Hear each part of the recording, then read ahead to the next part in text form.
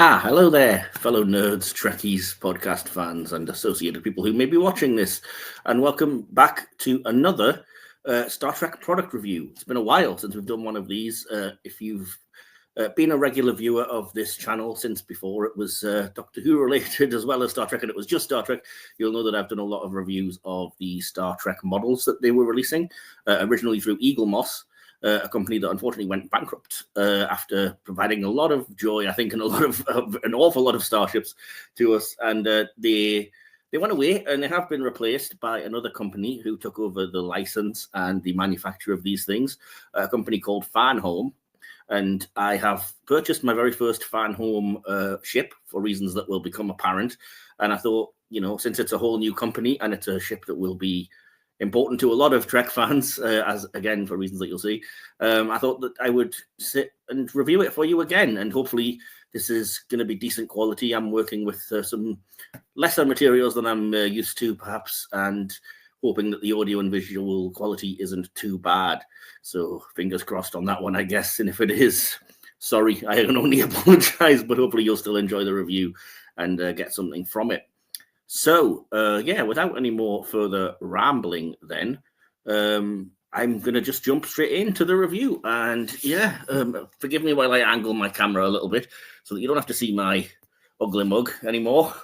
This isn't the Next Men review, by the way. It just happens to be the t-shirt I'm wearing, but they're very good too. You should watch them on Disney+. Anyway, so yeah, this is a review, as you've probably seen from the thumbnail, etc., of the Fanhome USS Titan NCC-801-02-A, or the Enterprise G.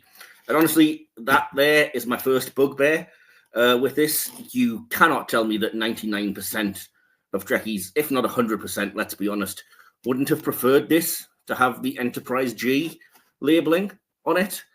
Why they chose to release it as the Titan A, I truly do not know, other than the fact that I guess we saw more of it as the Titan A in Picard Season 3, which obviously was where it appeared.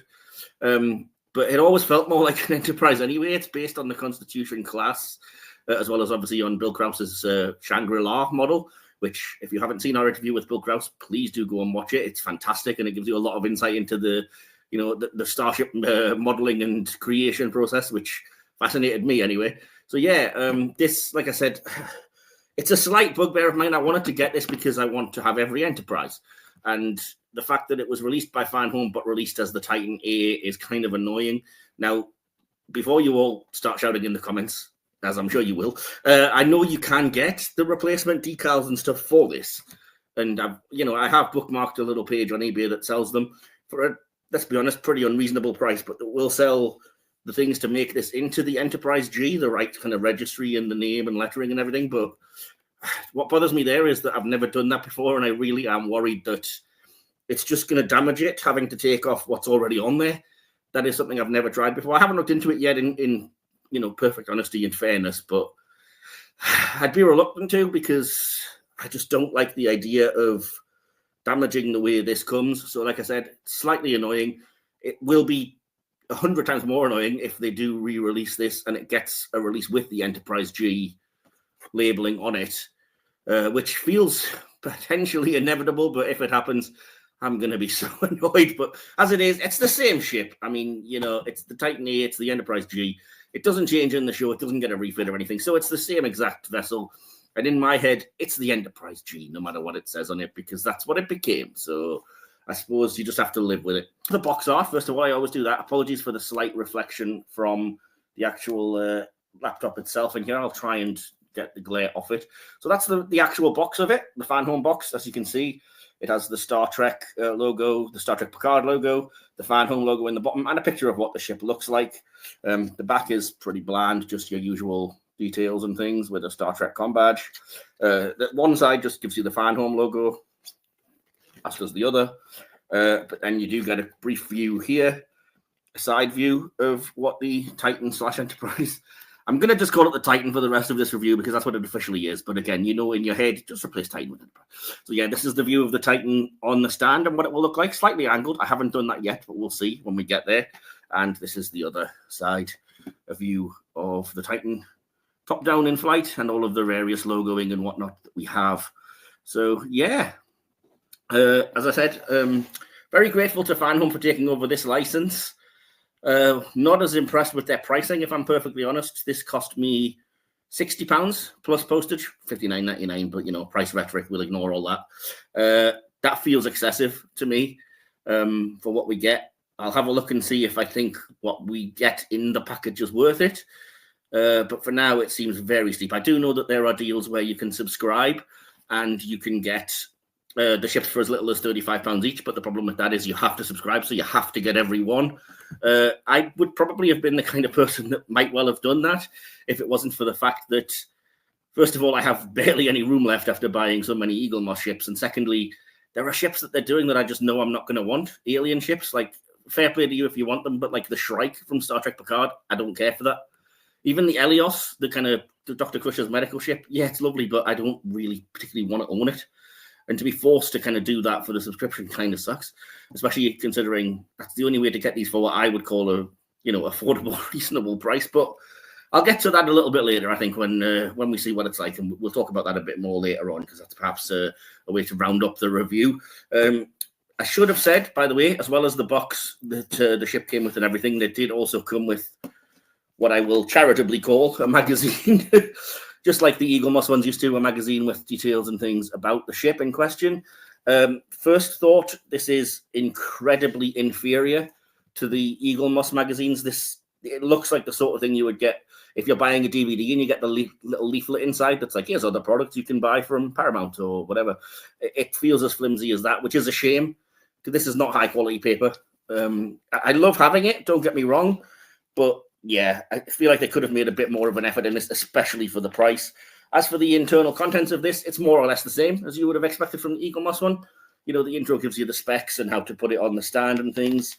I did have a quick flick through this earlier, and I will say the orthographics, the sort of pictures and stuff of the ship are gorgeous. I'll give it that. The way they've been reproduced and the way they look and they've been rendered and everything are fantastic. Can't really fault it. There's some lovely behind-the-scenes information about the designing of the ship. It does talk about the kind of its origins as the Shangri-La, Bill Krause's work on it, as well as Doug Drexler, you know, creating the final version. There's some pictures of initial ideas of the Shangri-La, which had Sovereign class nacelles and the various, the ones they eventually used that they borrowed from the Stargazer. So it's interesting, and it's not a bad sort of thing. And I mean, it's 15 pages, so it's not exactly slim. I just really wish, when I don't even mind about the size, I don't care about that. I just wish it was slightly higher quality. It feels like this is the kind of paper that's just, it's going to rip as soon as I put this somewhere, you know? And it doesn't feel like, it feels like barely an afterthought when they could have just, even a glossy cover or something on it would have made a difference. Again, for the price you're expecting for these, it just feels a tad cheeky. But anyway, we're going to get into the book of the review, because that's what everyone's here for. And you're probably thinking, nah, it's been too long, Mike, get on with it. So yeah, I'll break the seal and we'll get into this, the box itself. Kind of excited. I do still love my Starships, and I did like this one. I said I did want it, you know, obviously. So yeah, go inside, take off the first little polystyrene top layer, and wow, okay, nice, very nice. There we have it. That is the ship as it looks inside of the packaging. Again, hopefully you can see it. Sorry about lighting issues. You got the ship, the base, and the little stand part, the plastic actual stand hook. It looks good, I'll be honest. Initial thought when I got the box through in the mail was that this was perhaps going to be a bit smaller than I thought it would be. I thought, given the price point, it might be a little bit bigger. But I feel like now that was perhaps a little unfair of me. This doesn't feel small by any stretch of the imagination. It doesn't seem huge, don't get me wrong, but it's probably comparable to the others, which again, we'll get into a comparison later. So I'm picking this up from the box, and there we have it. There it is. There's the ship. First thoughts about this. They've done the same as the Eaglemoss models did, which kind of, again, it slightly annoys me, which is that they've got really high quality material for the saucer section. Here, this seems like die-cast metal. It's really heavy, it's weighty, it's got some weight to it. And when it comes to the drive section and the nacelles, that's flimsy plastic. Now again, £60 for this. Can you hear that? Hollow plastic.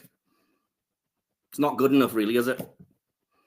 And I hate complaining. I don't like being that guy. I don't like being that person. But I mean, this is good. I can't say for sure, but I have a feeling this is going to have weight problems when you put it on the stand, because the saucer section vastly outweighs the rest of the ship, and it's kind of not fair for a design that looks as good as this. You know, just having a feel through. Yep, the nacelles completely hollow, thin, flimsy plastic. The nacelle struts likewise. The entire drive section. And then the saucer section is the best part of it, the part that's heavy and bulky and feels like it has some weight. I mean, it's perhaps a silly complaint in the regard that Eaglemoss models did exactly this. I don't know. Perhaps the people making them are the same people, and so there hasn't been that much of a difference, but there certainly has been a price hike. Even the largest Eaglemoss models would probably cost usually, they used to be around £40. And I know, you know, times has changed, things have moved on, prices have gone up, but 40 to 60 is one heck of a steep jump in price. And the quality, for me, as much as I love the ship and its design, this isn't a comment on that, the quality of the actual production itself, that isn't a £20 improvement. That isn't a third on top of the price improvement. That they're making all the same mistakes, to be honest, perfectly honest with you. I don't want this to become a negative review just completely. So, you know, I'm going to try and focus on the things that I like, I suppose. I love the way that they've captured the design, because I love the design anyway. When it was a ship I wanted to own, and I am very proud and pleased to say that I do own this now. As much as I'm not fond of the kind of hollow plastic nacelles, it does give you the situation where the light, the kind of blue lights and the orangey light, I guess, of the Bussard collectors actually do kind of shine quite nicely. They're quite reflective because they are, you know, they go presumably right the way through this hollow plastic bit. So, but the plus side of that is it feels like they're, you know, virtually something approaching glow in the dark, and they look quite nice. I'll give them that. So, yeah, I mean, the nacelles could well have been plastic without the whole drive section having to be, but again, that's my particular issue, I guess. But yeah, I love the rest of the design. And I have to say, like the Eaglemoss ones, the details are all present and correct. If you can see them again, sorry if you can't, I'll try and explain as best I can in words. But the details in terms of what's on the ship, the greeblies, the Aztecing, the name of the ship, the registry, you know, little things, phaser strips, the thrusters, the impulse engines at the back there of the saucer section. This thing's detailed. Whoever it is that's making these, I mean, the same on the drive section, you can see their Aztecing details, the shuttle bay. There's even the word Titan on the back of the drive section, if you can see it, as I unceremoniously poke it towards the camera.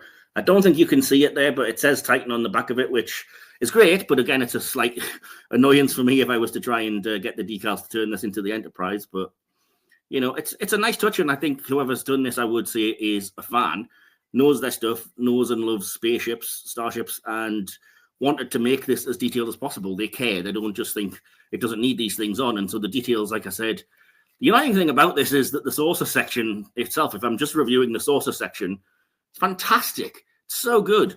It's weighty. It's made of great material. It's got the detail in there. It's exactly the same kind of design as the sort of ship that we saw on the program, you know, the Shangri-La inspired Constitution 3 class. Even the bottom parts, you know, the greeblies, the little bits and pieces, everything you need, phaser strips or what have you here, the registry, it's all so good, except the material they use for this bottom bit and the pricing, which is always going to be my issue. Probably have a lot of people complaining about that to me, but I'm just being honest. This is an honest review. Your mileage may vary. So yeah, sorry if that's not you and you feel that it is worth it. Fair play to you. It's your decision, but this is just me giving my honest review. Another thing I have noticed is on the, if I can find it, do apologize for this, sorry. On the booklet here, where it has the rendering, the picture of the Titan, on the front here, it looks like it's almost got two nacelles. There are two light-up parts, which I don't remember the ship ever having. And sure enough, the model doesn't have that, which is odd. So I don't quite know if that picture's just a work in progress or what. But yeah, the ship from the front, it looks exactly like on the show. Deflector, the what I assume is torpedo launcher at the bottom, which worryingly close to the deflector in that design, but I'm not here to litigate that. And yeah, I just look, this is a gorgeous ship. I like sort of Terry Metalis and the character in show, Jack Crusher. I love the Constitution class. I especially love the refit. I think this really works. I love Bill Krause's work, and I love the Shangri-La because it's of the same kind of ilk as the Constitution refit. It's supposed to be from around the same time. And it's a gorgeous ship, and I'm pleased to say it's an Enterprise. It's part of that lineage. But yeah, as I said, it's just a shame that this isn't more affordable to everybody, because £60 just feels very, very steep. And I have to say, that's actually one of the cheaper ones that Fanhome are offering for their prices, because I did see they've released a Enterprise F, which I assume must be even bigger than this, because they're charging like £80-90 for it. That's ludicrous. Anybody who pays it, fair play to you. I like the design of it, and if you like your ships and you want to pay that and it's your money, more power to you. I don't think it's going to be worth that, and I don't think that makes it accessible. And it does feel a little bit like the kind of thing I'm always complaining about, which is that the people who run these licenses, who decide these things, whether it be Paramount or whoever else in this instance, they all just think, well, it's Star Trek fans, they'll do whatever we say. They're fans, so they'll pay whatever we ask. They'll do whatever we want. They'll turn up for anything we give them. And it just feels like we'd like to be treated with a bit of respect. Do you know what I mean? Rather than just, well, you buy it anyways, who cares? But yeah, I mean, on that, on the positive side of that, though, the respect and attention paid to this particular ship, I have to say, other than the materials, is fantastic. So the materials and the price are the big complaints, but on the plus side, the detail is gorgeous. The weight of the overall thing, because of that saucer section, is lovely. And it's a ship that I'm really pleased to have. And I have to say, it's at least as big as I would have expected it to be, if I'm being honest with myself. So yeah, I can't really, maybe I thought it was going to be bigger for the price, but I don't think this is small by any stretch of the imagination. So yeah, I will grab the stand for this. If I can get it out of the cellophane. So that goes there. So there we go. Unlike the Eaglemoss ones, or the majority of them, it doesn't have anything on the bottom, no sticker to say this is the Titan A or anything like that, but it still does have the lovely felt thing, and it's the same kind of stand as you would have got before. Same kind of plastic hook. It all fits in perfectly, that's great. And pretty self-explanatory how it would apply. And you can see how they kind of, as they say, or sort of indicate in the book, it's more kind of at an angle, but I don't mind that. I actually like that. Part of the thing I like about these spaceship designs is they look dynamic. They look like they're in motion. They should be moving. And so, the whoosh type effect of that, for want of a better word, I think makes that look good. And so you can see that's what it looks like on the stand. I don't know if I can just put something up to block me so you can see it a bit clearer there. So yeah, there we go. You can kind of see that kind of idea.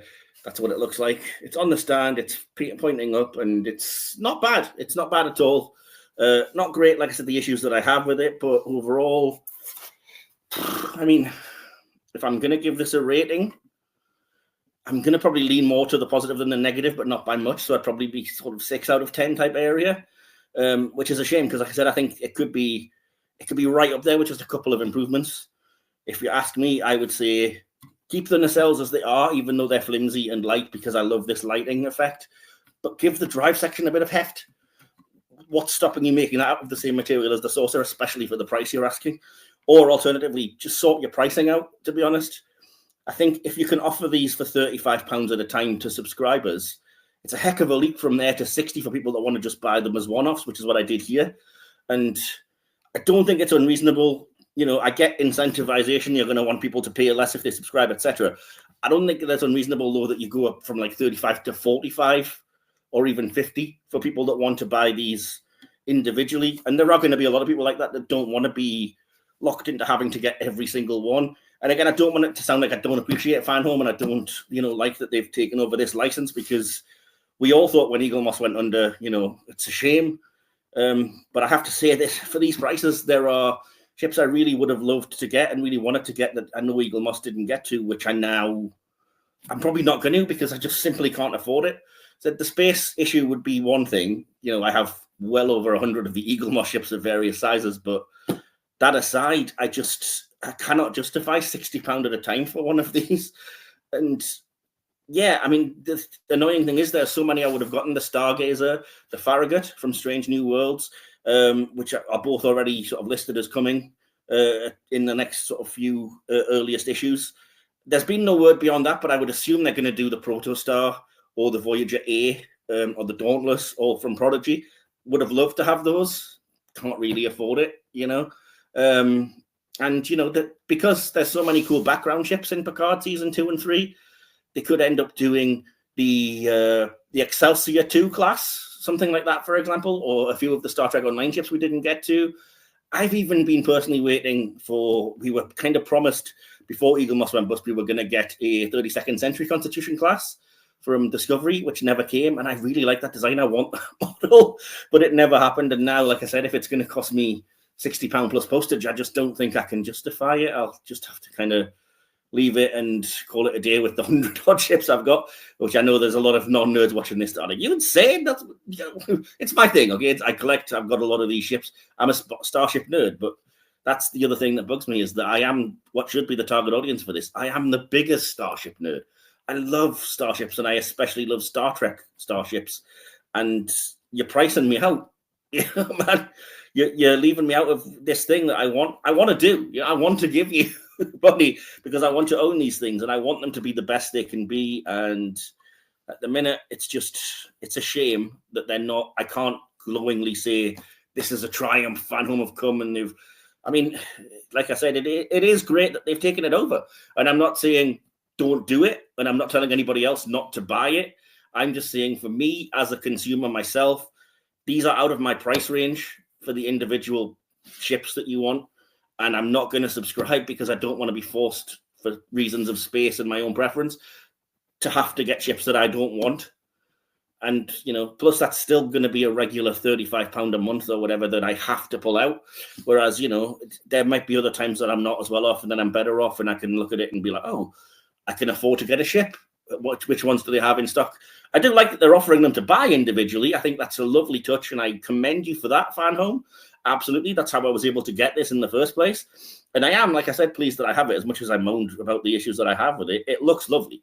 The more I look at it, the more I'm like, I'm just so pleased to have this. And like I said, in my own head, I'm pleased to have completed that. I now have every Starship Enterprise. I will do what if you've seen these reviews, you'll know I sometimes do size comparisons, because I think that gives you a good indication of when I say this is big, this isn't, I don't think, a reduction on the kind of size of the Eaglemoss larger sized ones, which admittedly, like I said, they did charge a little bit less for. They charged around £40 for them, I would have said.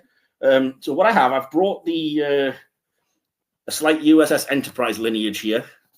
Again, forgive me if you're a fan of the Titan naming, but, I just thought the Enterprise, I happen to have a couple of bigger sized ones.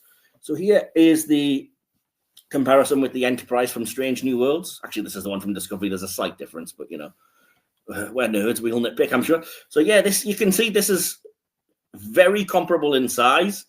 They're practically the same exact size, actually.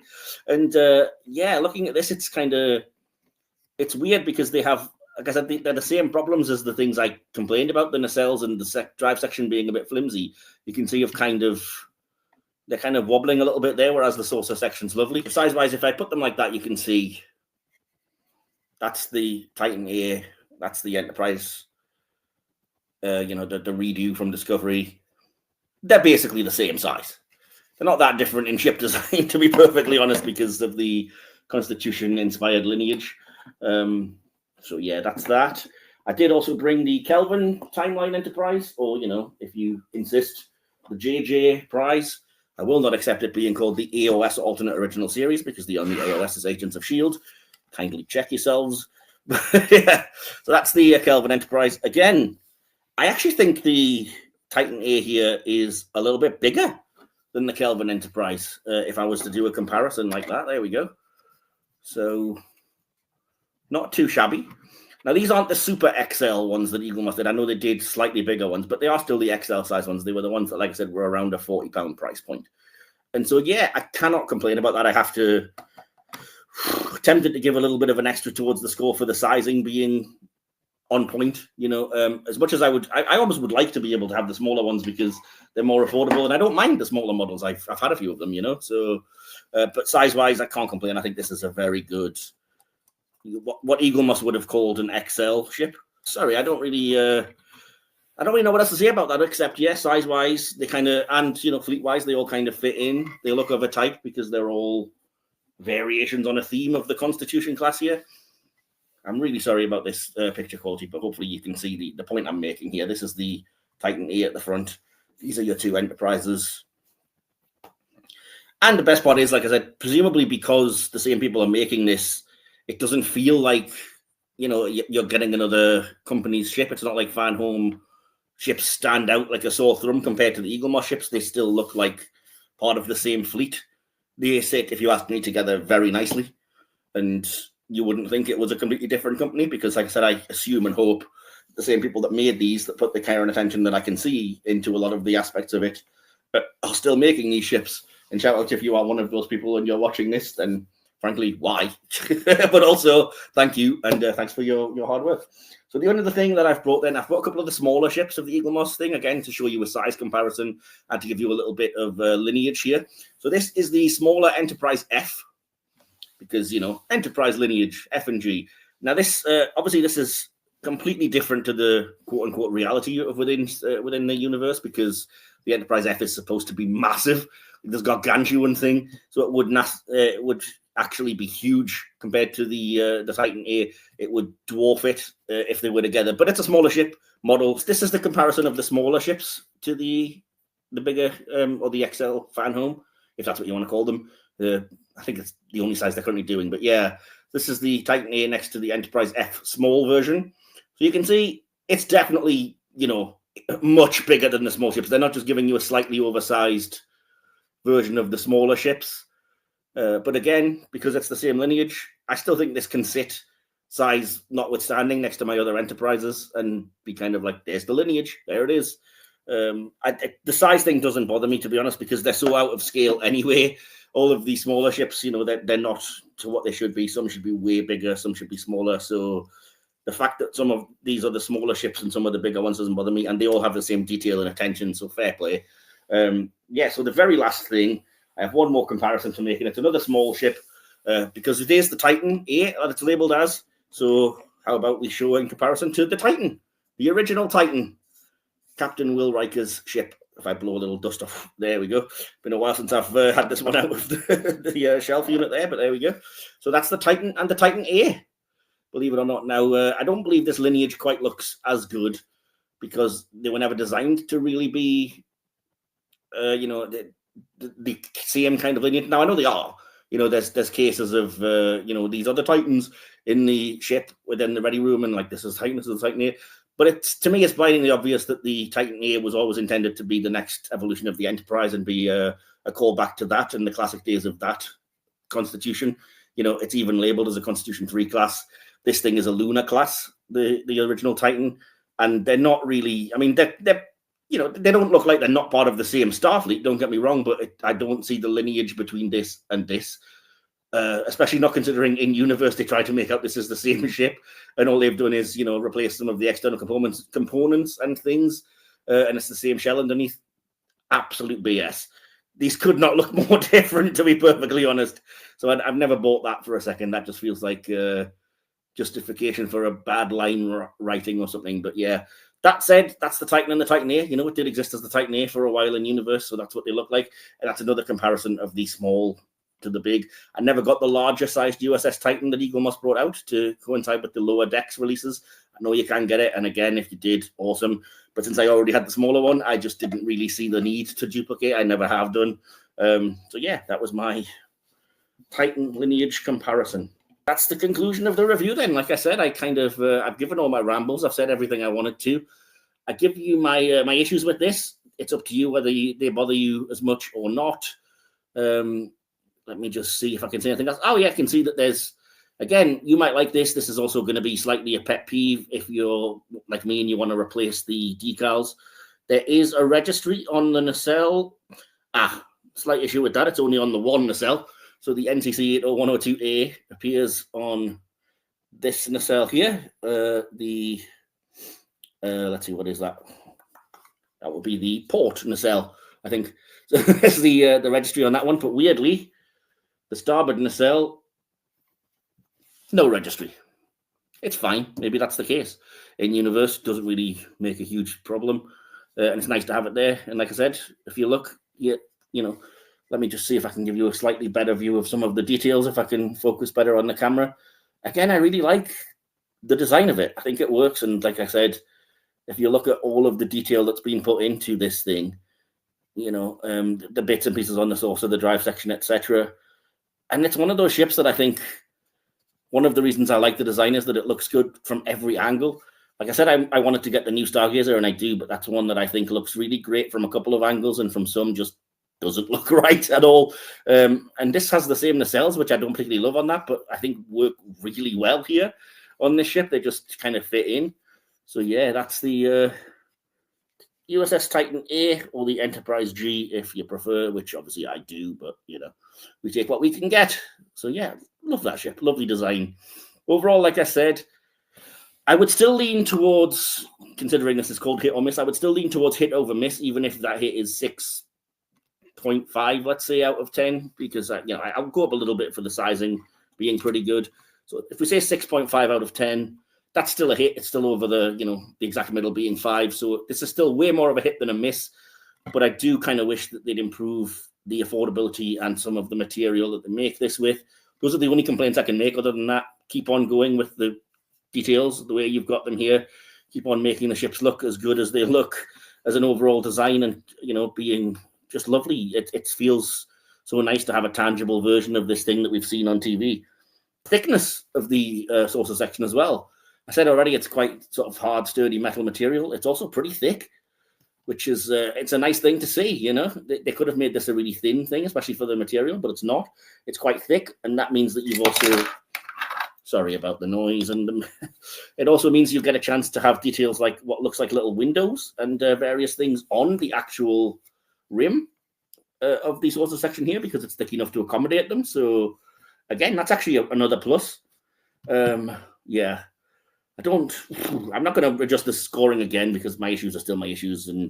But yeah, there's a lot to recommend here. And like I said, I don't want to sound like I'm, campaigning to get these things shut down. I really want somebody to make these ships and keep them being as good as this, and putting the care and, attention and clear respect into them that they are.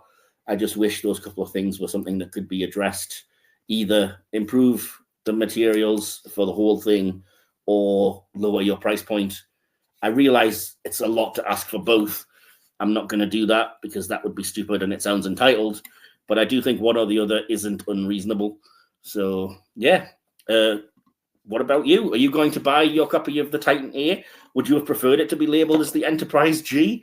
Have you got any other Fanhome models and things? I know that I'm way behind. A lot of people have already gotten, a few more of these. I've certainly seen some supersized Enterprise Fs on social media and stuff. So if you have others, what do you think of them? I'd love to hear it from you. Are some of them, do you think they are even bigger? Are they more, did you come around to the pricing? Do you agree with me?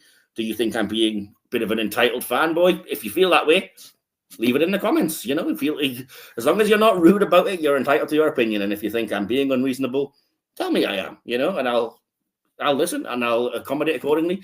I know that there probably are reasons for why this isn't all, fantastic heavy material as well. Again, if you want to put them in there, I'll listen, I will, and I'll try and understand. But again, this is just my honest review.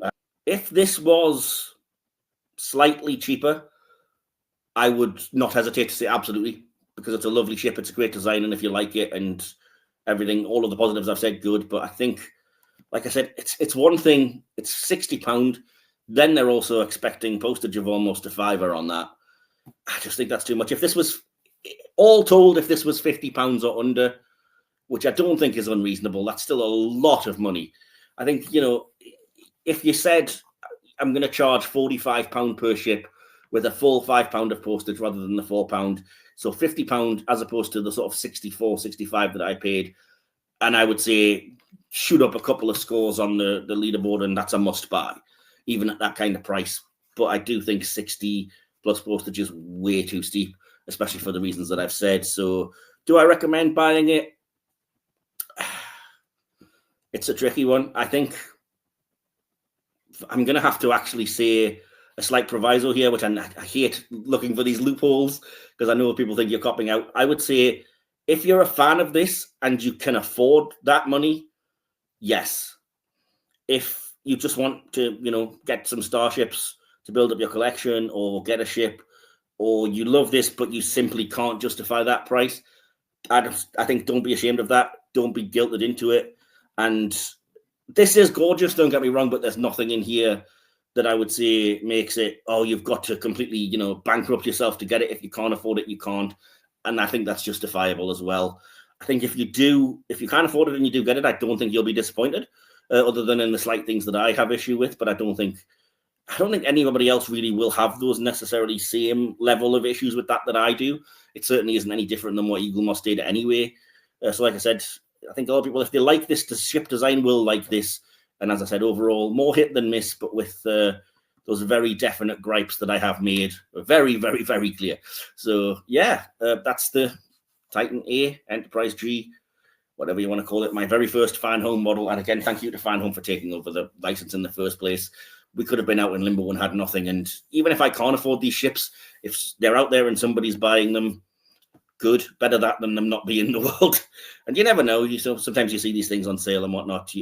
There's a possibility of that, I guess, somewhere down the line, which is always something to look out for as well. I've seen a lot of Eaglemoss stuff that's been on sale, obviously since they went bankrupt, but even before that, things were reducing in price for a more reasonable sort of cost. And sometimes look on eBay, people sell these things, but also a lot of the companies that took their stock have been selling them for various great deals as well. So if you want to hold out, that's perhaps the other thing I should have said, to see if this goes onto a sale at any point for anything, or you can get this for a cheaper price from somewhere, perhaps do. I don't think, as far as I can tell, that this is limited stock or anything like that. I think, as far as I can tell, they've got plenty. It seems like it's all right. You're not going to suddenly worry about, I should have just paid it because it was only a limited run and I've not got it. It's not numbered as a limited edition or anything, so presumably, as long as people keep buying them, they'll keep making them. And yeah, I think this is going to be one of the more popular ones, like I said, because it is a Titan and an Enterprise, and it's a really nice ship that a lot of people, I think, responded to well and liked.